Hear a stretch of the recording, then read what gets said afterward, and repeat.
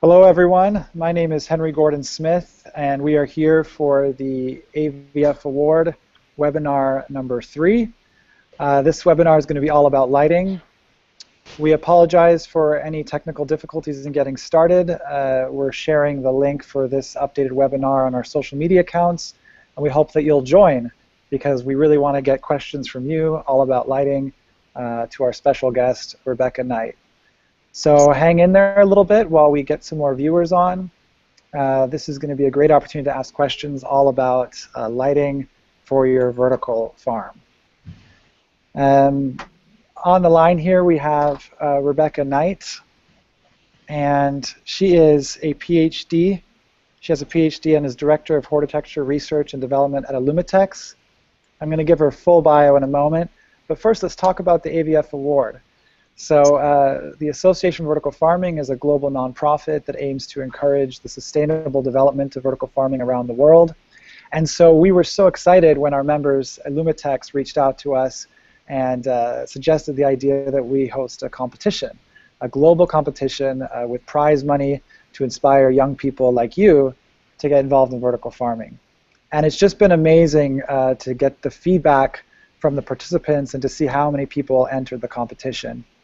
So entries were kind of accepted up until the end of March, beginning of April, and we had 300 people apply to take part, and of that, 97 to 100 of them were able to actually get the first milestone of submitting their team and their mission and their name, and so they're in the competition. So those 100 are going to be competing for a prize of $5,000. Sponsored by Illumitex as the first place prize, as well as a trip for one to Amsterdam. If you're looking to get more information about the award, maybe you're looking to prepare for next year, or you want to just see what it's all about, you can go to award.vertical-farming.net. It's a great place to see the timeline of the event, to look through our judges, to visit our sponsors, because we have sponsors for the other prizes as well, the second and third place, so we're going to be talking about that in a little bit here too. So remember, you can ask questions throughout this chat using the Q&A box, or you can ask us questions on Twitter through AVF Award, hashtag AVF Award. So let's just wait a little bit longer. I want to get a few more viewers here, make sure we've kind of added the links where they need to be. And make sure you share this with your friends. It's going to be a live webinar all about LED lighting. Okay, so Edward Silva, are you on the line there? Yeah, I'm here. Great. Edward, I just wanted you to take a moment to talk a little bit about what you've been doing for the AVF Award. Edward is the Executive Director at the Thought for Food group, which is a super exciting annual summit, as well as, well, he's going to tell you all about it. So tell us about yourself, Thought for Food, what you're sponsoring for the award, and what you've seen so far through this experience. Yeah, great, and thank you, Henry. I appreciate it. So Thought for Food is sponsoring the second place prize for the Vertical Farming Award, and it's been really exciting thus far. Before I get into that, quick background on Thought for Food. We host a global competition asking students around the world to submit solutions around the big question of how do we feed 9 billion people by 2050. And the goal is really to use and help leverage the next generation to get the tools, abilities, and resources to take ideas they have and move them forward under this big challenge of feed 9 billion people by 2050. What we do is we take the top 10 finalists from that competition and we fly them out to our global summit, which we just had in Zurich, Switzerland, where they pitch for seed funding of up to $10,000. In this competition, and as we've partnered with Illumitex and the Association for Vertical Farming, what we've seen is just an incredible diversity of submissions from around the world around different designs on vertical farming. As you could imagine, thinking about this big question of feeding 9 billion people by 2050, that means we really have to think about different ways and alternative ways of farming, how we farm, where we farm, and what we farm. And vertical farming fits so well into that and is certainly a part of the future. And so it's been really exciting for us as Thought for Food to come and see some amazing ideas, very innovative, very diverse, and really on the cutting edge of thinking about where our food comes from in the next 5, 10, 30 years.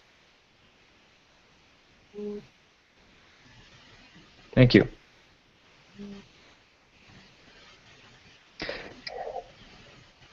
So one of the things, I think Henry's screen might have froze, but one of the things I also want to mention is in the competition, not only have we seen incredible teams and some incredible submissions come through, but we actually have a pretty jam-packed group of judges who are involved in vertical farming, involved in global food and agriculture in a really interesting way, and I think will provide a really unique perspective on the teams that come through.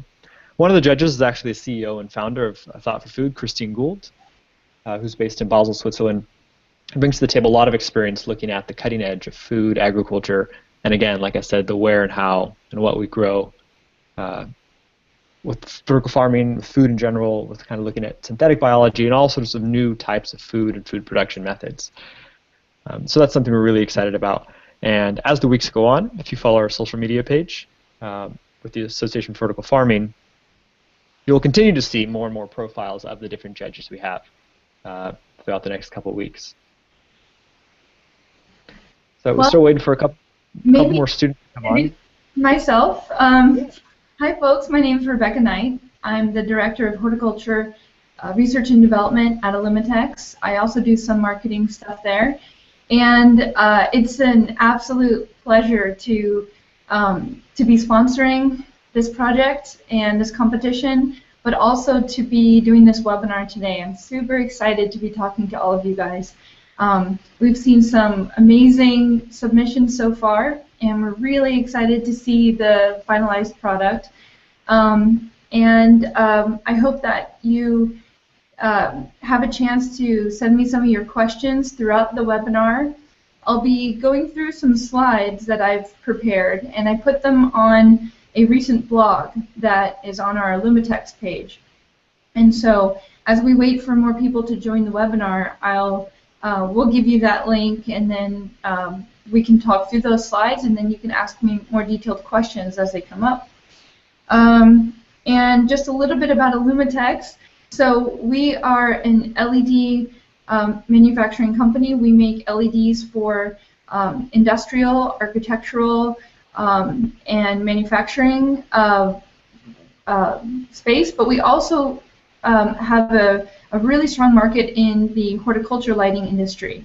And part of that is because we have a very large number of horticulturists and specialist plant biologists on the team at Illumitex. And so we work to making sure that in your growing operation that you have the proper spectrum, you also have the, you're getting the right amount of light, and you're getting, and you're not wasting photons. We're really big on that. So, so that's where we come from. We are the only LED manufacturer to have a manufacturing floor here in the U.S. We are in Austin, Texas, and we're very proud of that, made in the U.S.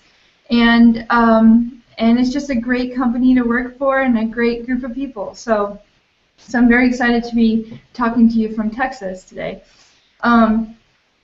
Well, I noticed that Max's screen is frozen, and so Edward, go ahead. Oh, there he is. Yeah. So this is Henry back here. Sorry for any delay. I'm just going to introduce you, Rebecca, and then we're going to get started, if that's cool. I think everybody's looking to get interested. As Rebecca said, you can ask questions on Twitter through hashtag AVFaward or through the Q&A box for the Google Hangout. So Rebecca Knight, as I said, is a PhD. She's the Director of Horticulture Research and Development at Illumitex, an LED lighting company that specializes in LED grow lights for a variety of horticultural lighting applications. After several years of working as a chemical engineer, she pursued a degree in agricultural engineering, following her passion for renewable energy and sustainability. For her PhD, she explored further into plant biology research, measuring the effects of environmental parameters on photosynthesis and cannabinoid production. After her PhD, she started her own consulting company, providing clients photochemical research and mathematical models and designs for vertical growth systems, those are the vertical farms, and aquaculture before landing her job at Illumitex. Rebecca's PhD is in plant biology. She has an MS in agricultural and biological engineering, and a BS in chemical engineering, and a BA in Japanese. So that is quite a stacked profile there, Rebecca, and I could not think of anyone better for this competition to be answering questions about lighting. And for those of you who are designing your vertical farming concept, it's great to see more viewers join this webinar. Welcome. You know, lighting is considered the limiting factor. It's considered one of the highest expenses in your capital costs and your operational costs. So pay attention as we hear from Rebecca Knight. She's going to give a short discussion on some of the major topics in lighting. A link to the slide she's going to be talking about can be found in the showcase. I posted that there, and it's just the Illumitex blog if you want to Google it and find that. So without further ado, let's hear from Rebecca Knight of Illumitex. Great, thank you so much, Henry. So as Henry mentioned, I'm the Director of Research and Development at Illumitex, and I have a lot of degrees. I must really like school. But what's really awesome about light and the study of light is that it really is what drives all of life. Some really neat discussions about light and what it is. But today I really want to focus on how you might want to think about light in the design of your vertical farming systems. And so I prepared some slides so that we can talk through some of the concepts and topics that you want to think about. And so this first slide, this is showing a vertical system that we installed. And this is actually Farm Here, which is the location where Paul Hardy, he's a co-founder of this company, he spoke at the first webinar. But you can see how stacked those plants are. So as you go vertical, obviously you can have a much lower footprint.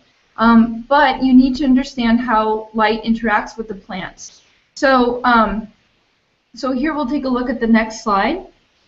I divided this into 3 topics, and the first topic is really what are these different lights you've heard of? Fluorescent, high-intensity discharge, and light-emitting diodes, for example.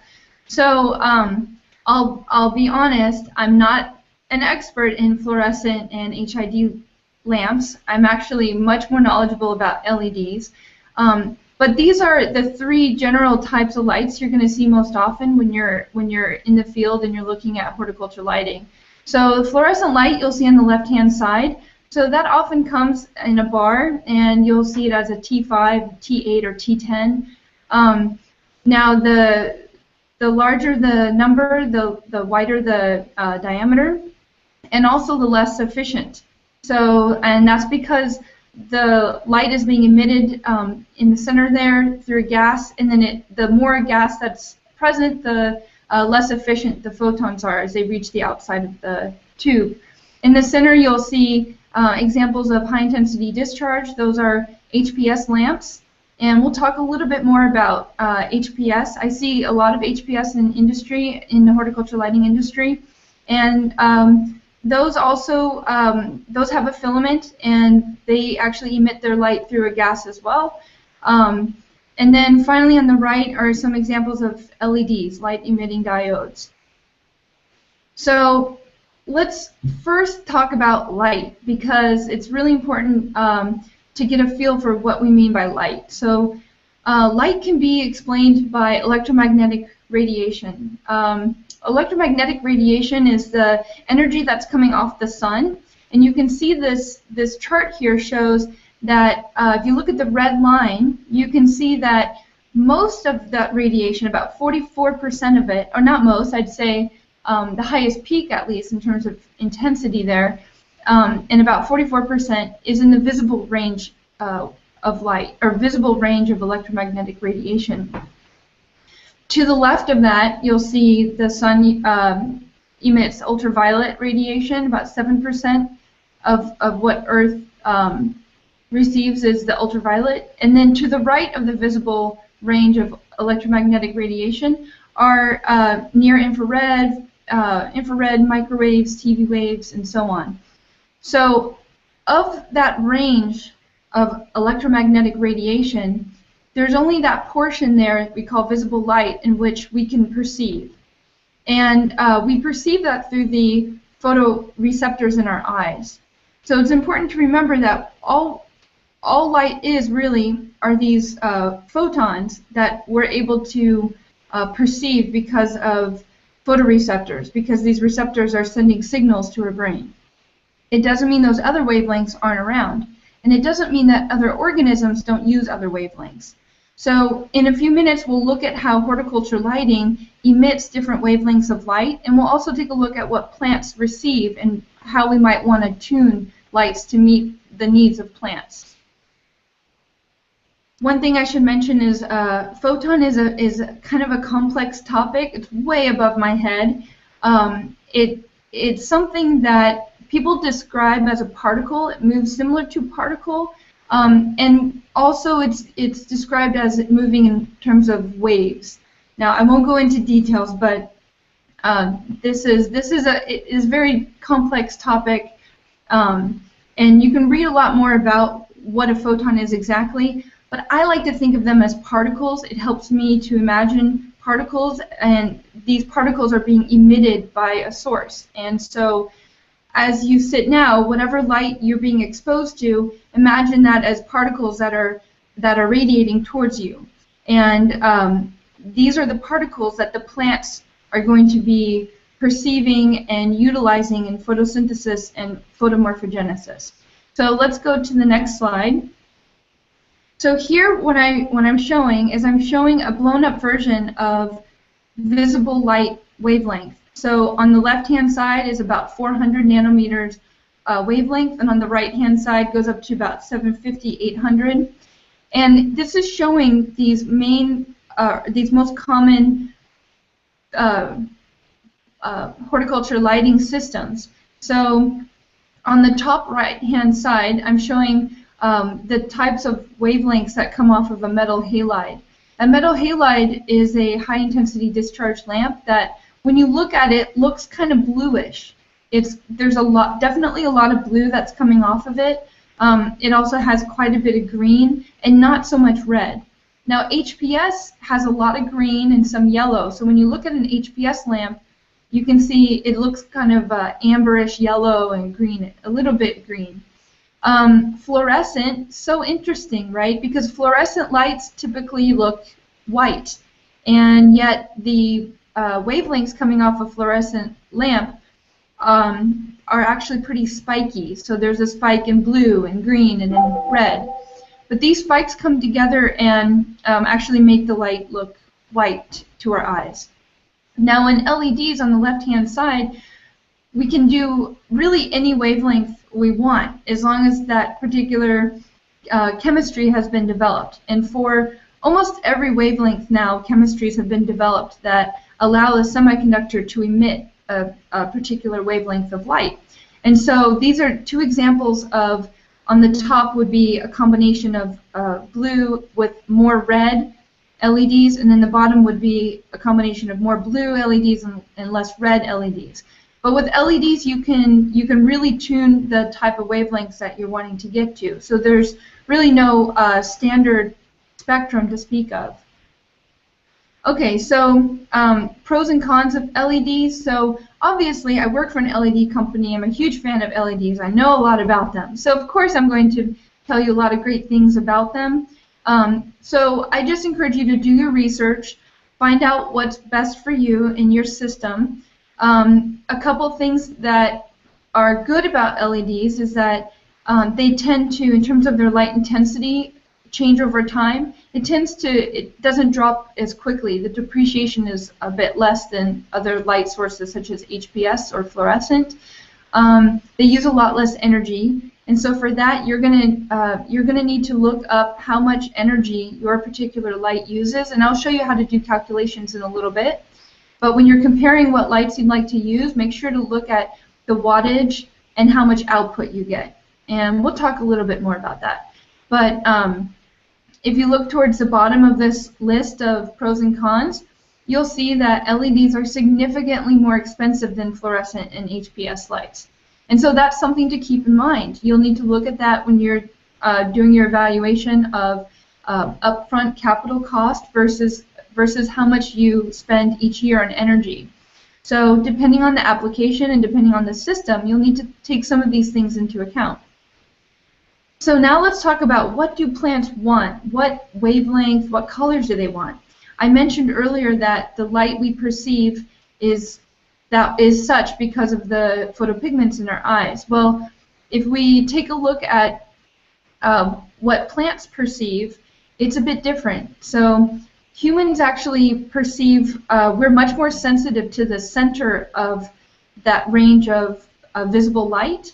And so if you had the same number of particles, if we assume these are particles again, if you have the same number of particles of photons that are blue and the same number of particles of photons that are green, we're going to think that there's a lot more green. It's going to look a lot brighter to our eyes.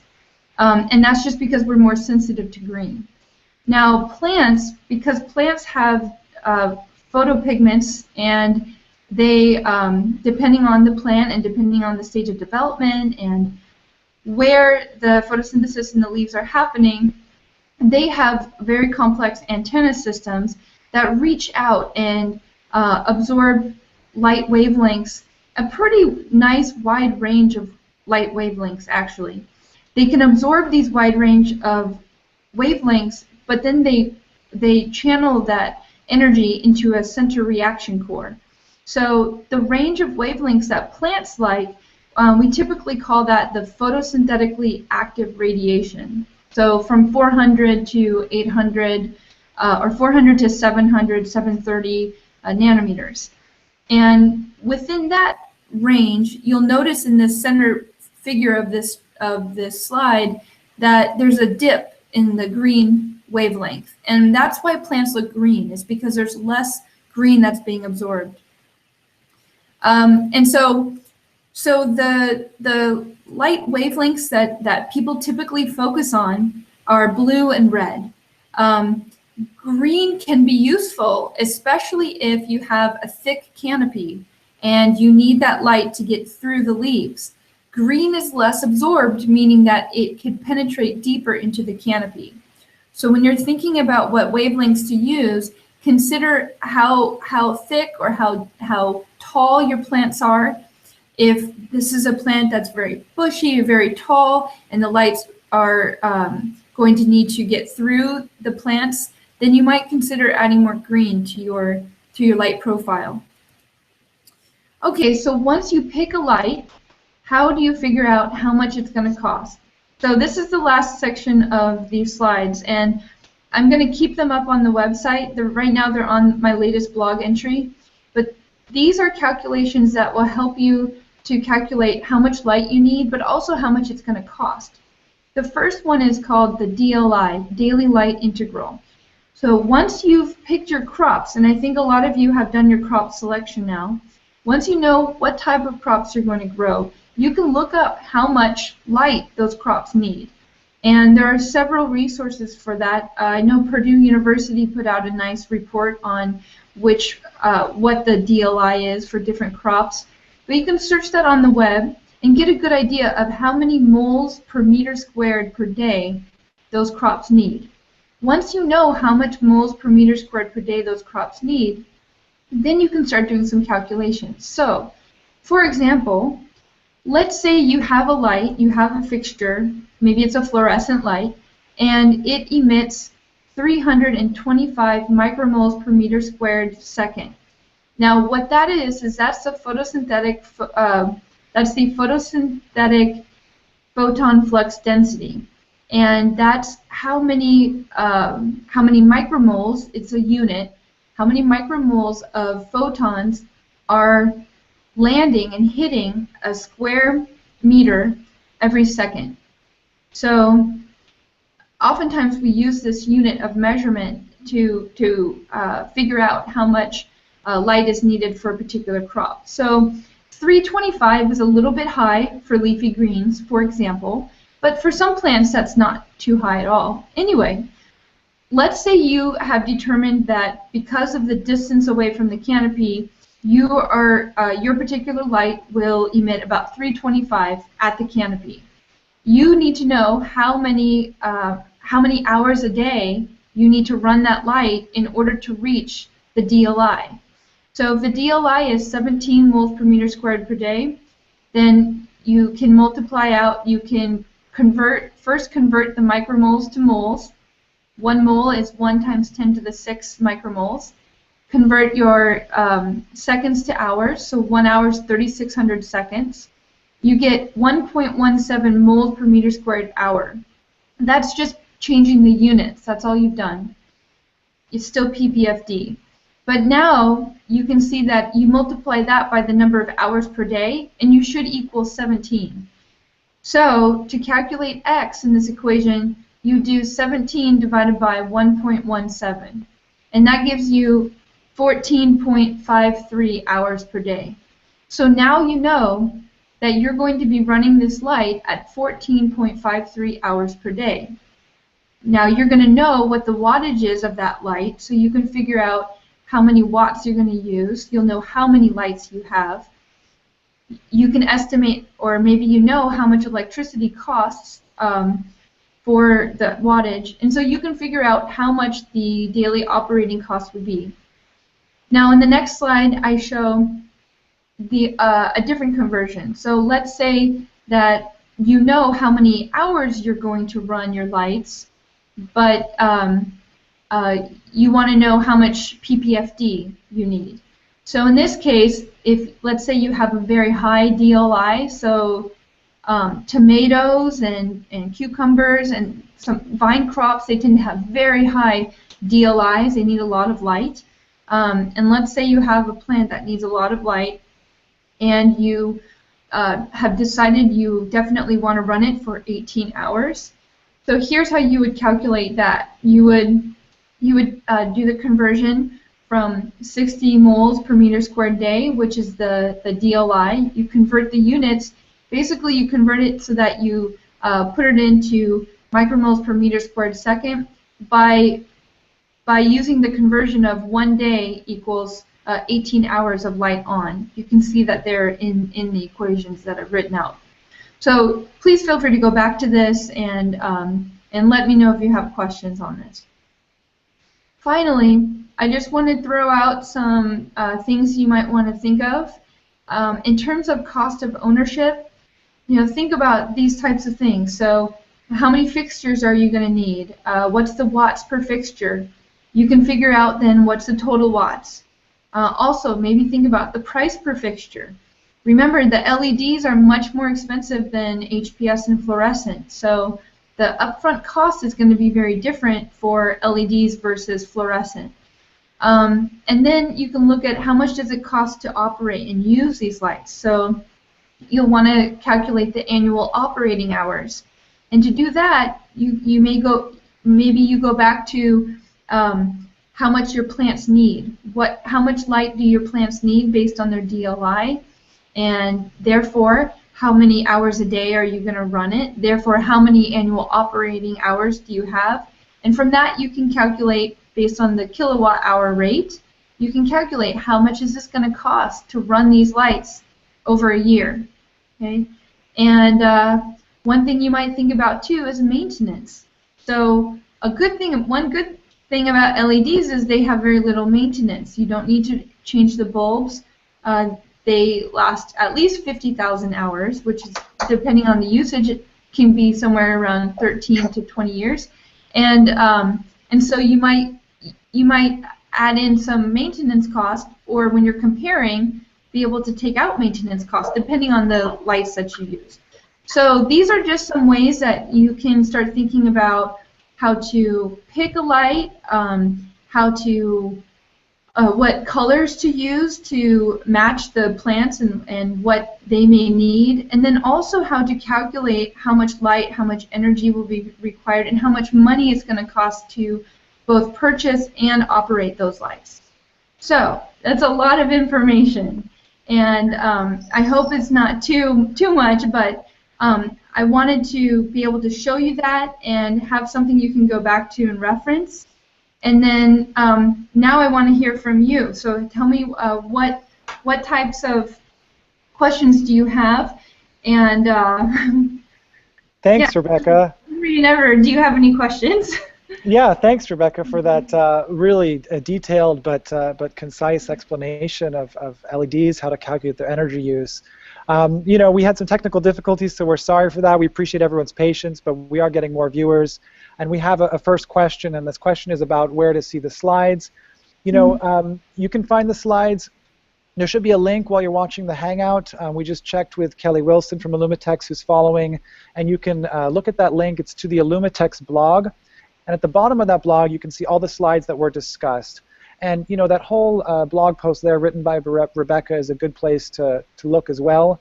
And remember, this webinar will be played again on YouTube. It's available for your viewing, so you can turn it on, listen to it, and look at the slides. And you can also send us questions still now while you're looking at them. But you can Google the Illumitex blog, and you'll see it's the first one there. And the slides are there on that blog post. So thanks for that question, Felipe. You've been this is the third webinar you've joined with us, and I'm really glad you're able to find the updated link. So I'm just going to ask some questions to Rebecca, and we really hope more questions come in from you. You know, ask questions about lighting in regards to your vertical farm and the concept that you're developing. Things that are important to you. I think that's a place to focus. So Rebecca, you talked a little bit about, you know, kind of hours, how to calculate the number of hours you're going to need to make sure that the canopy of those plants are getting enough light to perform well. Just give us a range. What are some of the ranges of hours that we're seeing in vertical farms, so people know that once they've done the calculations that they've kind of at least gotten close? So I'll make sure to put a post to the Purdue paper that I mentioned earlier. But for a good idea of how many of what the DLI might be for different crops, typically leafy greens, so like lettuce, you know, I'm trying to think, maybe kale. You know, these types of crops, they evolve to grow underneath plant canopies and underneath other plants. So typically they don't need a lot of light. In fact, they can be harmed if they get too much light. So they tend to be around 15, 17, maybe 18 DLI. So that's mold meter squared per day. And then as you go up, there are some flowers actually that require a huge amount of light. So I know roses, for example, require quite a bit of light.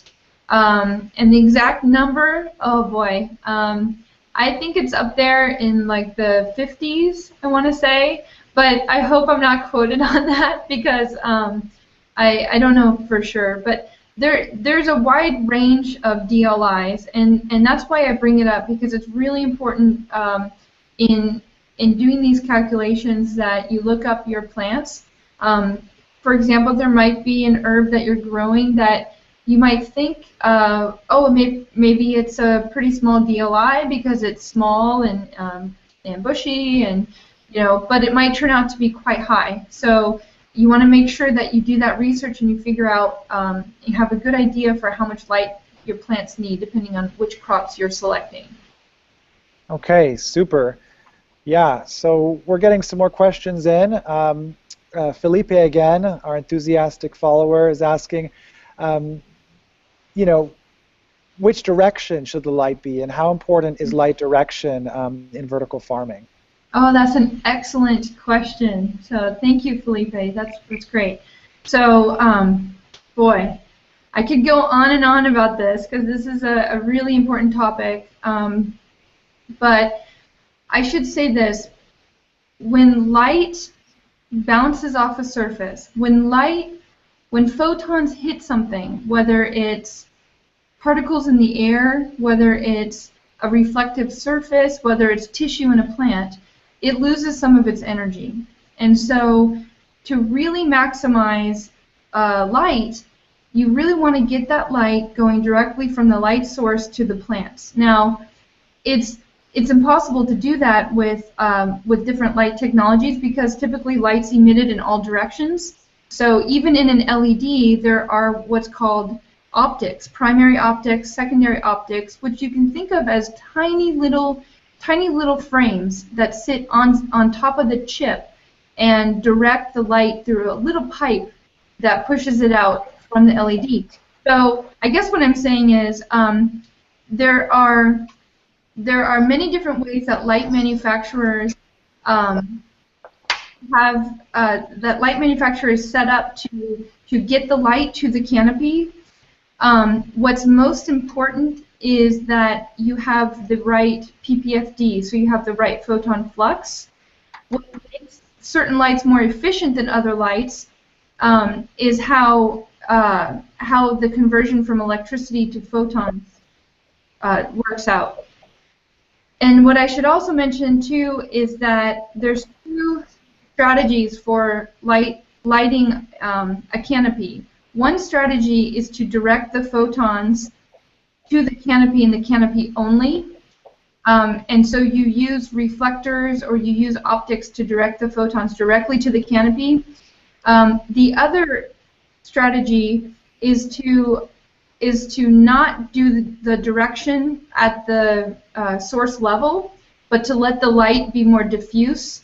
And then in that strategy, you need to have several lights together for the compounding effect. You need to have the combination of several lights if you're going to do it that way. So I would say if you pick a light source, and you can look at spec sheets if you want to get into more details, but typically they show you how strong of a uniformity that light has. And if it's a very diffuse light, so it has like a hot spot in the middle, and then it goes out, that's okay as long as you have several lights that you can line up together so that you have the combined effect of a uniform surface. Okay. If instead you're using just one light, then you might consider a different technique. Thanks, Rebecca. Sorry, we're getting some more questions coming in, please, which is always exciting. So this is another question a little bit about the configuration. This is from Pietro della Sala. He's asking, in your experience, are there better configurations for lights than another? He's giving an example now. A half dome of lights should assure a high spread of light, for example. So I think he's imagining if you have the plant in the middle and you were to cover that in a dome of light, you know, what are the benefits of that, and maybe how can he identify some of the trade-offs of designing that that mix of lighting on top? That's another really great question. So okay, so plants really evolved to receive light from above, and typically they have mechanisms that allow the leaves to move and the plant to move towards the light. So what I've found is that it's not always, and I say this carefully because there may be situations where this is not the case, but it's not always beneficial to do intercanopy lighting or lighting on the side. Again, some people may have different results, but if the light isn't getting through the canopy, then I would suggest changing the profile, so adding some more greens.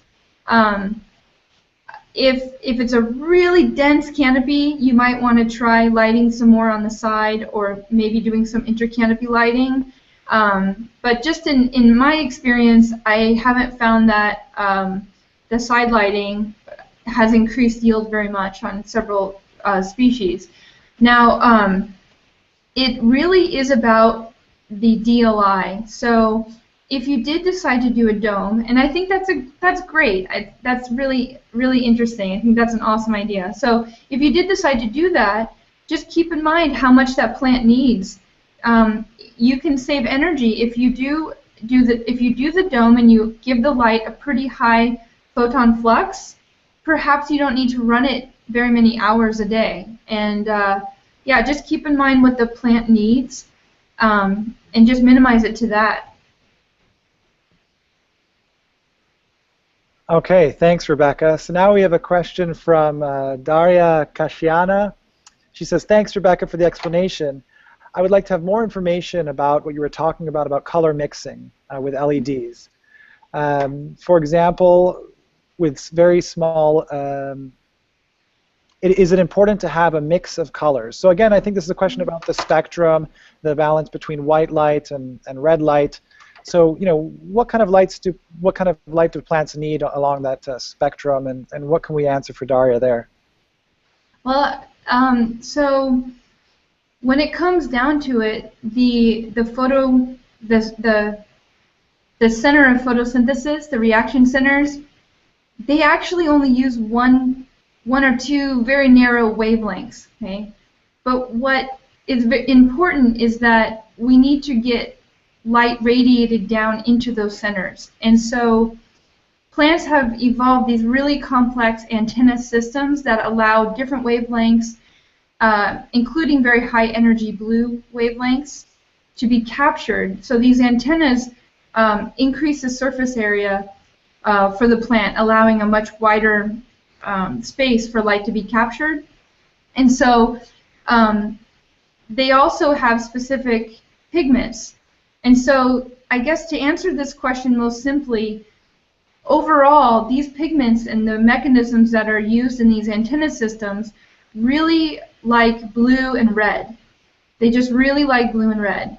Now, green can be utilized, especially if green light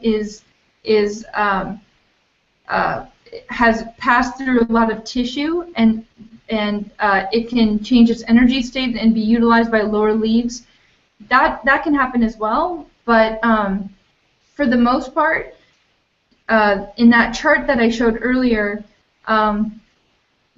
blue has a lot of pigments pick up on blue. Chlorophylls pick up blue. So do carotenoids, different types of carotenoids. But yeah, in order to just give the sort of an umbrella answer, really blues and reds are the most efficient, most utilized wavelengths of light. Okay, thanks, Rebecca. Yeah, I mean, I think Jasper de Vesten was on our webinar last time, and I've been taking this online course with him, and he was talking about one of the activities was talking about blue light, and it makes the plants kind of reach a lot. But if you have too much blue light, they might elongate, right? Is that true?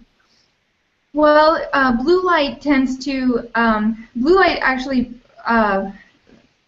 prevents stretching, so it actually encourages plants to divide, like their branches to divide more rapidly and become bushier.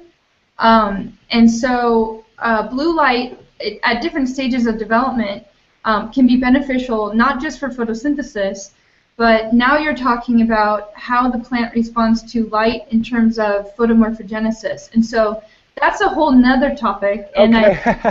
I haven't really gone into that today.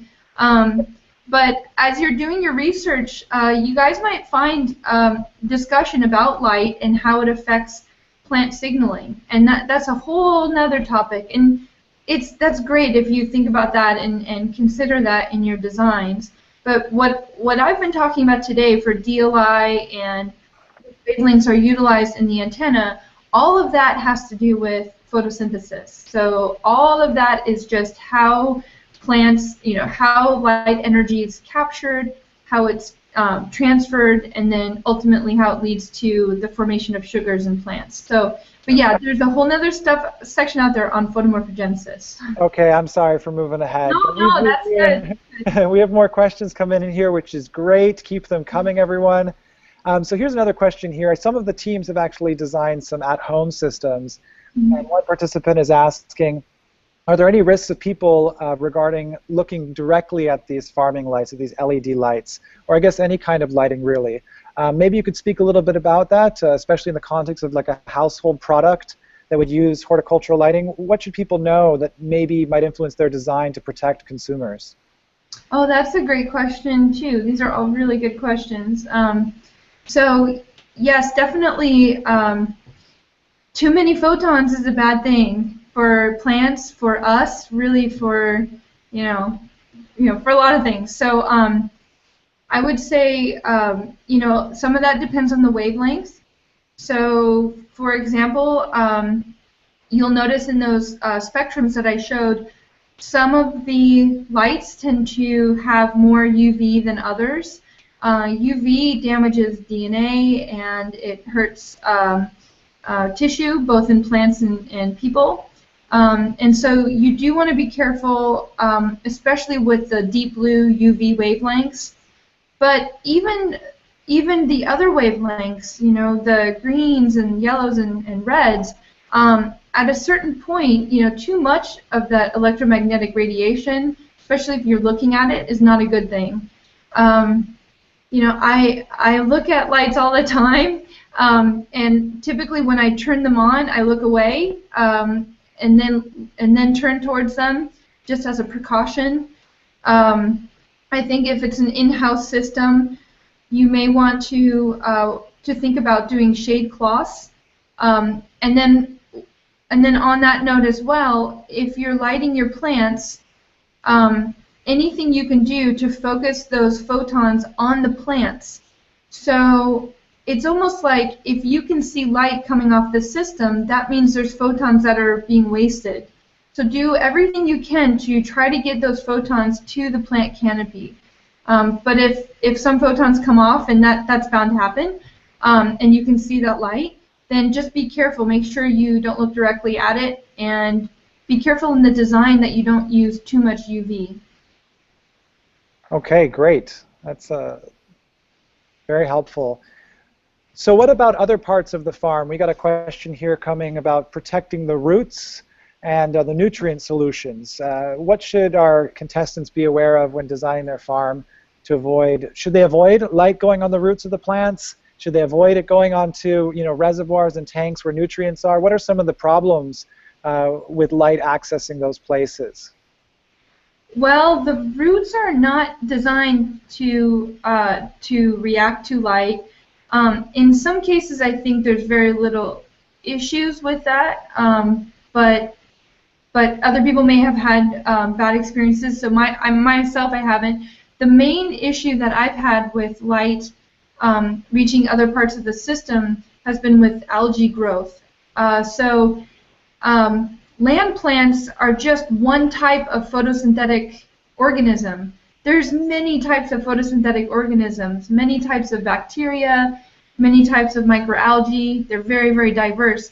But these guys can live in the most random places. And so as soon as they get light and some nutrients, they'll thrive. So if your media solution is exposed to light, then most often that's going to start growing algae, and the algae isn't very helpful. It's using up those nutrients, and so you don't want it there. So do what you can to prevent light from getting to the roots and to the micronutrients, and you can prevent algae if you do that. And cyanobacteria. I mean, they're separate things, but yeah, they can be a problem in vertical systems. Okay, thanks. Yeah, I think it's going to be important to look at that blog post. You can find it on the Illumitex blog. There's some slides in there, because you want to calculate, how many lights you're going to have and where the light's going to be going, so that you're maximizing its direction. And yeah, you probably don't want to be lighting your reservoirs. The algae is one problem, but you also have to think about the energy that you're losing by lighting areas that you don't need to. So here's a question from, I guess, Gil Schramm. What materials are best to use for construction of optimal light reflection? So I know I've seen some on some fluorescent lights. There's some covers over it. It's basically like a thin metal, or I suppose it's some kind of light aluminum that would be reflective. I've also been in some operations where people actually put reflective material on the grow system itself, or even tents where they have it reflective on the inside. What have you seen, Rebecca, and what are some tips for them as they design to kind of reflect light within the system? So I think most often I see aluminum. I see aluminum in fluorescent lights, also in metal halide and HPS. And if you search on some of the HPS websites and metal halide websites and fluorescent tube websites, you'll see some pretty sophisticated designs for reflectors. There's been a lot of work done in photo reflection, and it's a light reflection, and so they're actually pretty sophisticated in terms of trying to maximize the photons, not lose photons and lose energy, and also trying to have it so that the reflected surface is uniform and maybe has a defined line. That's kind of going along the idea of not wanting to waste photons. So it's something I don't encounter too much with LEDs, because typically we shine the light directly from the optics of the LED onto the canopy. But I have heard of people using, trying to use reflective surfaces in grow systems, and I'm not sure how much it's really helped. I think it's important to keep in mind that every time a photon reflects off a surface, it changes its energy state, and so you're losing energy. So just yeah, keep that in mind when you're looking at reflection, and also keep in mind, do some searches on that online, because you'll see some really cool ideas, cool things out there for different types of lights. Super. So we're going to get to some new questions coming in from Pietro and Gus. Just to hang on there a moment, Pietro and Gus. I want to just talk a little bit about milestone number 4, lighting. I'm sure a lot of you are wondering what's expected for that. Again, these milestones are a way for you to showcase how you're progressing along the development of your concept vertical farm. So the requirements for that milestone, which are going to be for April 29th, is a picture of your lighting design. Now this could be a schedule, like a plan view of it, where your lights are on a canopy, or they could be maybe some visualization of it from the side or from an angle that shows how many you have. Whatever can tell the story of how you've chosen to use those lights, how you've chosen to angle them, what kinds of lights they are, would be beneficial in that milestone component there. Also, what type of lights do you plan to use? In that one, we'd like to hear, you know, the kind of light. Is an LED light, a fluorescent light, an HPS? What brand did you use for that light? That would be great. That would really demonstrate to the judges and to the organizers of the competition that you've done your homework. And then this is a really important one where we want to start getting you to do some math. What is the micromoles per square meter per second of your design? So you're going to want to look at those calculations that Rebecca Knight showed there on her blog post, which you can find through our various social media links in the Illumitex blog. Also, we're going to want to ask you again to connect milestone 3 to milestone 4. Milestone 3 was about crops. So what associated crops do you have for each of those lights? So maybe something has changed between now and then as you begin to learn a little bit more about lighting and done your research. Remember, the milestones are something we really want to see from you. It's going to help you to prepare for those final deliverables for your final deliverable of your concept to the judges. So definitely make use of it. Prepare, start practicing the calculations. It's not going to hurt you if you make some mistakes in that stage. It's going to be a great time to practice and to showcase what you've learned so far. So thanks. We're going to get back to some questions here. So now we've got one from Pietro. He says here, you said I can give light for less time if the intensity is high enough, but doesn't that mess with the photo period of the plant and trigger not some kind of physiological responses? Actually, what might be some examples of how I can exploit disequilibriums for production? Wow. Did you guess that? Man, you're just trying to get me here. That's a really good point. So that's one of the reasons that I showed 2 ways of calculating DLI, or utilizing DLI in your calculations. And that's because in the second calculation, I used the constraint that perhaps there's a certain number of hours that you're restricted to, and that's for exactly that reason. So it turns out that plants are either short night or long night plants, and what that means is depending on the length of the nighttime, that will trigger flowering or prevent flowering. And I think one of the best used examples is chrysanthemums, and chrysanthemums are utilized at Christmas time, and so in order to prevent flowering too early, growers utilize light and utilize a photoperiod in order to prevent that. And so and they actually, what they do is they interrupt the night with a little bit of light to prevent the flowering from happening too early.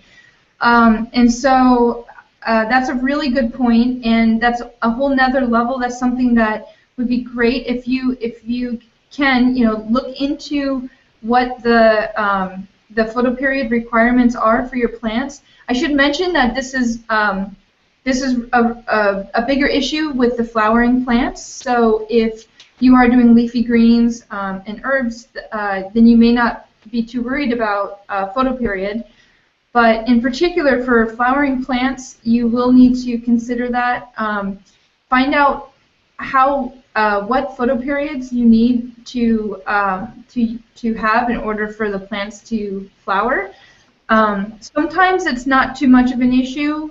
Sometimes you can you have a pretty big window, but that's a really great question. That adds a constraint in terms of how much light you can put on your plants. If you have a light and that light gives off a certain ppfd, one thing you can do is you can, and you can't dim it, one thing you can do is you can try to move it further away from your crops if you need to lessen the output, or you can angle it away if that's at all possible.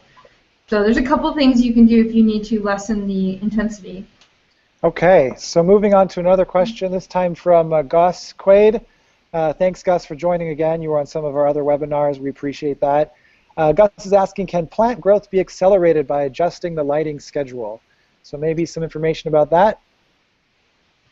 So, so it really, it can be, there have been people that have tried to, maybe what Gus is asking is not necessarily do a 24-hour day, but maybe do a light period and then a dark period and then another light period for 24 hours.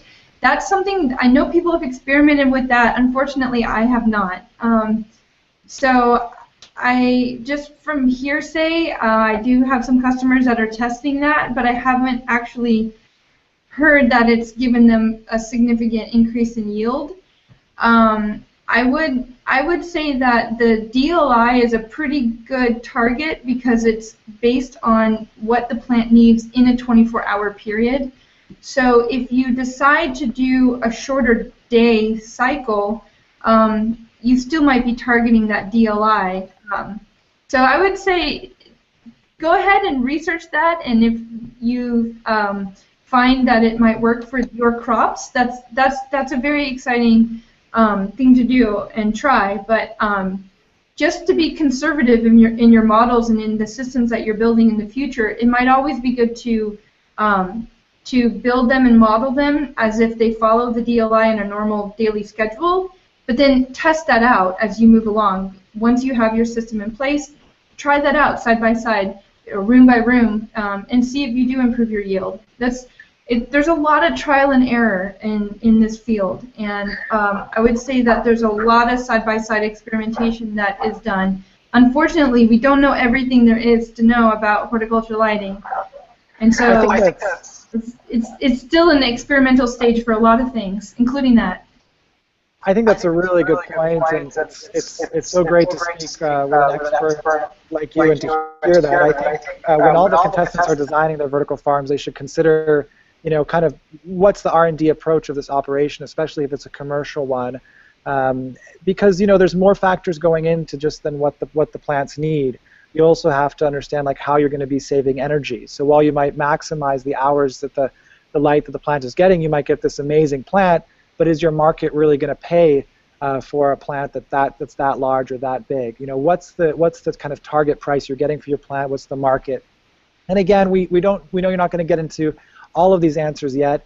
This is really about inspiring you and helping you frame your understanding of vertical farming. And just as Rebecca said, there's still a lot to learn, which is why we're hoping that all of you can set up vertical farms and get your own started and contribute to the dialogue that the Association of Vertical Farming and Illumitex are really trying to contribute to. So here's a question about the competition itself from Martin Holletz. I imagine Martin's from the Czech Republic, so I hope so. You're from one of those teams, but thanks for the question. When do you provide a UNoodle form for final submission? Is it going to be soon or closer to the final submission deadline? That's a great question. I'm going to go ahead and answer, and then maybe Edward can support me a little bit. So right now, we are making sure that the final submission that's expected of you is just, perfect. It's just right. It's going to work well with the milestones and what you've been learning along the way. And we really have gotten, we're really really close to getting that done. So I think about May 2nd, we're going to release what that final submission expectation is going to be. It's probably going to be a mixture of the milestones plus additional expectations, as you can see on the award.verticalfarming.net page of what the judging criteria are. So we're going to build them out, and you're going to have to submit in a PDF form probably your entire concept and your answers to specific questions about lighting, energy, social impact, the crops you're going to grow, etc. So that's going to be released as far as what's expected for that final one once these milestones are done. So around May 2nd, that's going to be released. The final submission is going to be on May 23rd, so that's enough time to really get your whole final submission together and prepared. And you can ask us questions along the way about how to do that. Also, don't forget that, you know, on May 6th, we're going to be having our final webinar, which is going to be all about the final submission expectations. It's going to be focused on the competition itself and answering your questions. So Edward Silva and I will be there answering your questions about the competition and how to succeed and contribute the best thing for that final submission. Edward, any more thoughts on that? Nope, you basically covered it. If people want more information about the criteria, like you said, go to award.vertical-farming.net. Under rules and criteria, you'll have the full sort of outline of what the criteria is for the final submission. Great, thank you. So we got a follow-up question here from Felipe this time. For the milestone, this would be milestone number 4, lighting. Would it be useful if we have a defined design in the sense of doing a design check? I think that's absolutely a good point. So now you have your site, you've got your crops. This is when you're going to start thinking about how you're going to light those crops in that space. So for example, you know, if you chose a building that you're going to convert, then you're going to be thinking about what crops you're going to grow in there. Let's say you chose lettuce. Now you have to start thinking about what's the rack, what's the system you're going to grow that lettuce in. And that's really when you're going to start answering those questions about lighting, because you're going to need to think about, okay, what lights are going to fit within the spacing in this vertical farm? How much height do I have? What lights are my lettuce plants going to need? And you know, you can imagine that in your system. So I think that's absolutely right. I think for the smaller scale systems, it's the same thing. Think about the lighting you're going to need for your smaller scale system. For those of you that are doing outdoor, maybe think about what supplemental lighting you're going to provide for that. I think the Illumitex blog and their website also has some examples of lighting for greenhouses, which will help guide you. And you can always ask Illumitex on social media. They're happy to answer it and very quick with that. So yes, you should start to define your design, as they call it in architecture, you know, massing that, what's it going to look like, and what role will lighting play into that. So certainly things are speeding up, Felipe, and that's a great question. Okay, so any additional thoughts on that, Rebecca, on the relationship between design and lighting? No, I think what you said sounds great, and I'm glad Felipe brought up that question. For me, lighting is just really important aspect to this, and so also, as Henry mentioned, you know, please feel free to reach out if you have a question later on. Feel free to comment on the blog or reach out to me directly. We're happy to help you guys. We're really proud of all the work that you've done, and I'm so excited for you guys. This is a really great competition, and yeah, I'm happy to be a part of it. Yeah, and thank you, Rebecca. It's been really valuable to have you speak with us about lighting. Just a few updates to all of you. You know, we got some great questions today. But remember, your milestone number 4 is going to be due on April 29th. The details of that you can find on the award.vertical-farming site. And definitely get us those milestones. You know, also we want to see some more social media activity from you. You saw Illumitex recently posted their team photo to encourage you. We'd love to see the teams that you've developed. So, you know, please submit those and use hashtag AVFaward. We really want to see your teams and see really just who are the people behind these brilliant ideas for site and crops that have been inspiring us so much. Ours is a selfie, so you know we just all crowded in. So feel free to do a selfie and just, you know, show us who you are. Yeah, exactly. That's the way to do it. So we're going to be wrapping up here in a second. you know, there's one more thing that I should mention. So next week, actually, we are going to host our very first Twitter chat. And Twitter chat is like an Ask Me Anything, where I'll have some questions already arranged, but you guys can ask questions if you have them. And what would be really great too is if you have questions that you think of beforehand and you want to send them to me, I can make sure to address them at the Twitter chat.